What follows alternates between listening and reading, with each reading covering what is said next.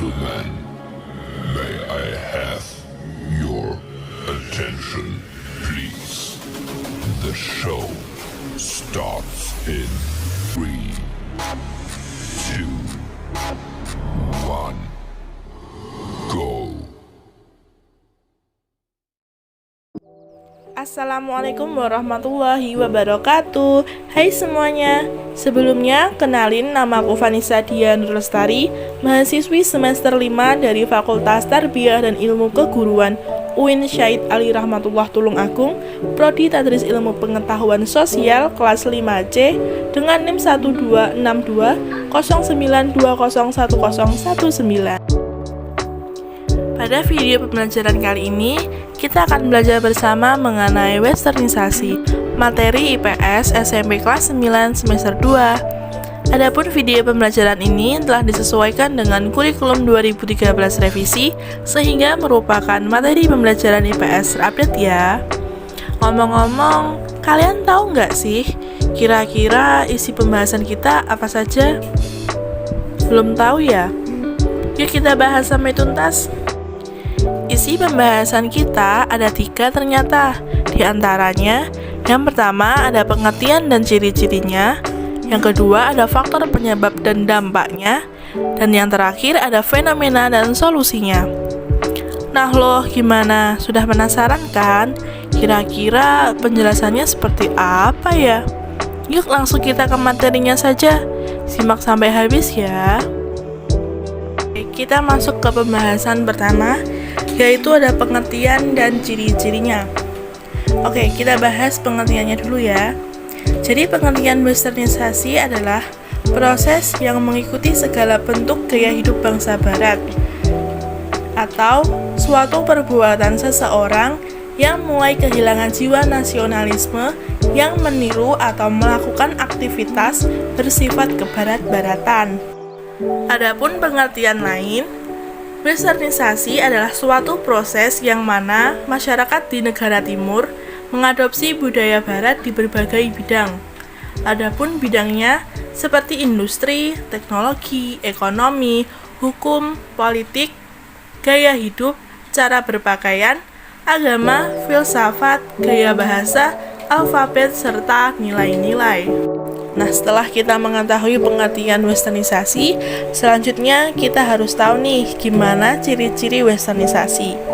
Seseorang dikatakan westernisasi jika termasuk di dalam ciri-ciri berikut ini. Yang pertama, lifestyle atau gaya hidup dari masyarakat mengalami perubahan serta meniru perkembangan yang terjadi di negara-negara barat. Misalnya, seperti gaya hidup mewah, hedonisme, gaya hidup boros atau konsumerisme, kemudian gaya hidup bebas. Yang kedua, mengikuti kebiasaan dari sebagian masyarakat barat di dalam mengkonsumsi minuman keras serta obat-obatan terlarang. Yang ketiga, semakin maraknya pergaulan bebas serta juga perilaku seksual menyimpang di tengah-tengah masyarakat. Yang keempat, perubahan pada cara berpakaian, cara berkomunikasi, serta juga hubungan sosial yang mengikuti kebiasaan di negara-negara barat. Yang terakhir, masyarakat juga semakin individual disebabkan sikap gotong royong yang menjadi ciri khas masyarakat Indonesia selama ini jadi semakin terkikis. Nah, setelah kita belajar tentang pengertian dan ciri-ciri westernisasi, sekarang kita beralih untuk belajar poin yang kedua, yaitu faktor-faktor penyebab terjadinya westernisasi. Kira-kira apa aja sih faktor-faktor yang menyebabkan terjadinya westernisasi? Faktor-faktor tersebut diantaranya, yang pertama adanya peniruan yang berlebihan terhadap gaya hidup negara-negara barat, seperti gaya rambut, gaya busana, dan gaya hidup yang kebarat-baratan.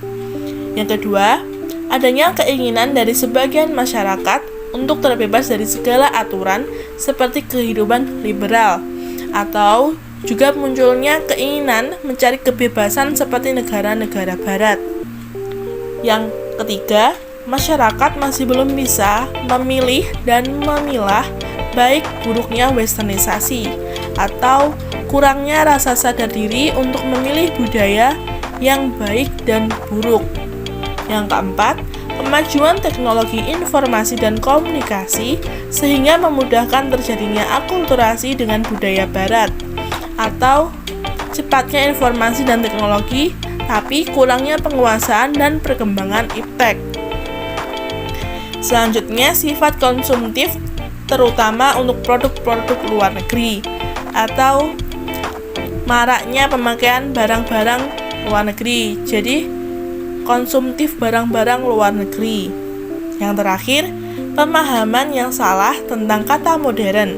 Seringkali dengan gaya kebarat-baratan dipandang sebagai salah satu bentuk modernisasi, padahal tidak seperti itu. Nah, di poin 2, setelah kita belajar tentang penyebab terjadinya westernisasi, kita juga harus tahu nih, kira-kira apa saja dampak westernisasi itu, baik dampak negatif maupun dampak positifnya. Kita mulai dari dampak negatifnya dulu ya. Dampak negatif westernisasi diantaranya munculnya hal-hal negatif seperti pergaulan bebas, pornografi, narkoba, individualis, dan lain-lain. Kemudian, perilaku masyarakat yang menginginkan segala sesuatu secara instan. Kemudian, kehidupan yang konsumtif. Kemudian, nasionalisme dan kecintaan terhadap negara yang semakin berkurang. Kemudian, melahirkan sekularisasi. Kemudian, adanya hilangnya tradisi dan budaya asli. Memunculkan demokratisasi dan liberalisasi. Seperti itu. Kemudian, ada nggak sih dampak positif dari westernisasi? Ada. Di antaranya seperti tingkat kehidupan yang lebih baik. Kemudian adanya peningkatan iptek. Dan yang terakhir, adanya gaya hidup yang lebih kompetitif. Oke, kita memasuki pembahasan yang terakhir mengenai fenomena dan solusinya. Baik, kita bahas tentang fenomena westernisasi di Indonesia terlebih dahulu ya. Beberapa fenomena westernisasi di Indonesia antara lain yang pertama, mengkonsumsi makanan siap saji atau fast food. Mereka cenderung menyukai makanan cepat saji dari produk barat seperti KFC, McD, Richeese, Hokben daripada makanan khas Indonesia seperti rendang, rujak, nasi uduk, dan lain-lain. Kemudian gaya hidup yang glamorisasi atau bermewah-mewahan. Mereka cenderung lebih senang belanja di mall, shopping, menghambur-hamburkan uang. Kemudian mereka meniru gaya berpakaian bangsa barat, memakai pakaian minim, cat rambut, dan lain-lain. Tidak hanya makanan dan gaya hidup saja, ataupun gaya berpakaian, tapi gaya bahasa juga. Mereka mencampur bahasa Indonesia dengan bahasa luar atau bahasa Inggris. Jadi mereka tidak menggunakan bahasa Indonesia dengan baik dan benar. Mereka juga lebih senang menonton film dan musik buatan luar negeri.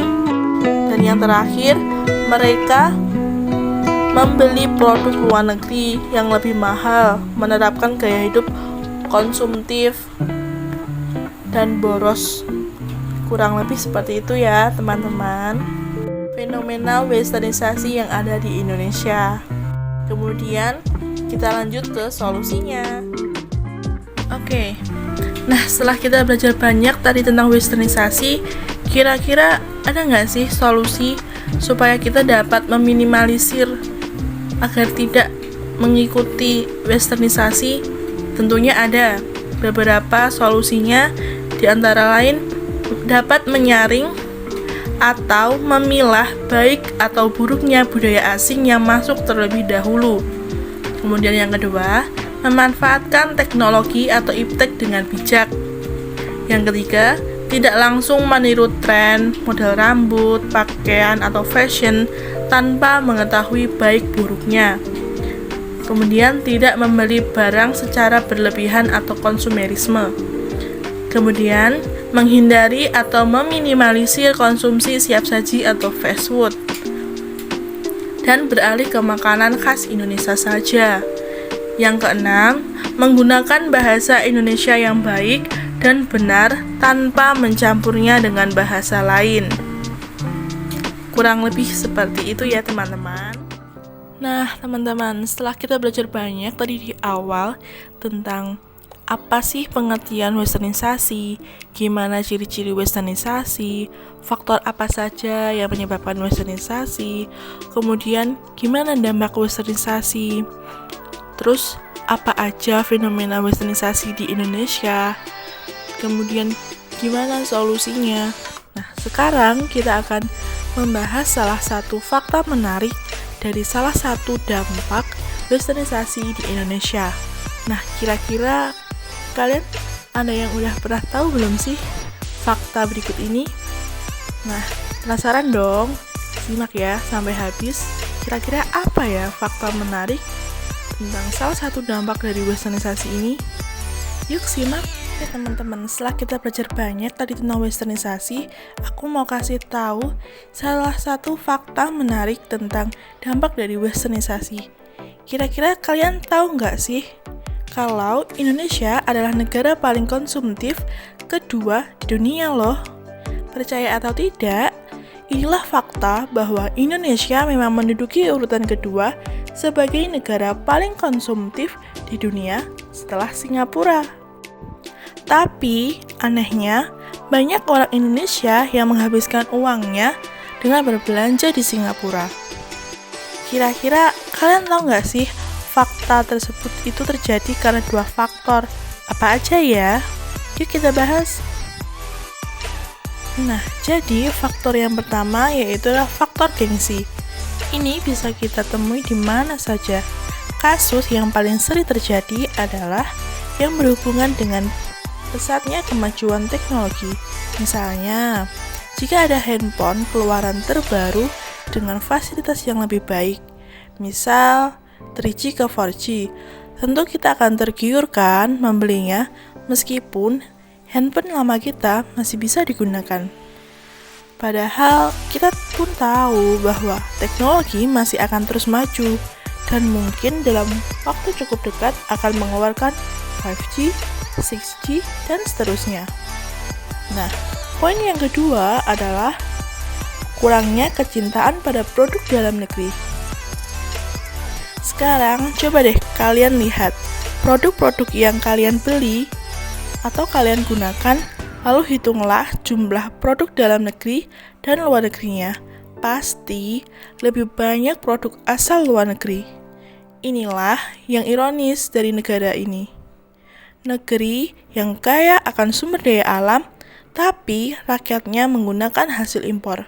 Jadi gimana teman-teman setelah kalian tahu nih fakta menarik dan kita belajar bersama bahwa Indonesia menduduki urutan kedua sebagai negara paling konsumtif di dunia. Apa kalian juga senyum-senyum dan merasa bahwa kalian ikut andil di dalamnya? Wah, jangan sampai tergiur oleh tren ya teman-teman, karena mengikuti teknologi tidak akan ada habisnya. Jadi, marilah kita sama-sama menurunkan mental konsumtif kita untuk jauh lebih produktif, menurunkan gengsi untuk tidak mudah mengikuti tren, dan yang paling penting, kita bisa mencintai produk dalam negeri. Segitu dulu ya teman-teman video dari aku, semoga bermanfaat.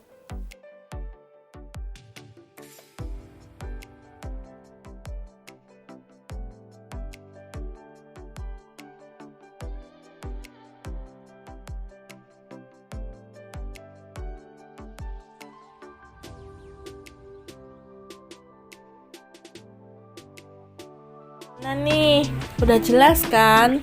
Gak penasaran lagi dong? Nah, kalau gitu sekian ya teman-teman video pembelajaran kali ini. Semoga bermanfaat dan kalian suka. Aku pamit undur diri ya. Sampai bertemu lain waktu. Wassalamualaikum warahmatullahi wabarakatuh. Bye-bye.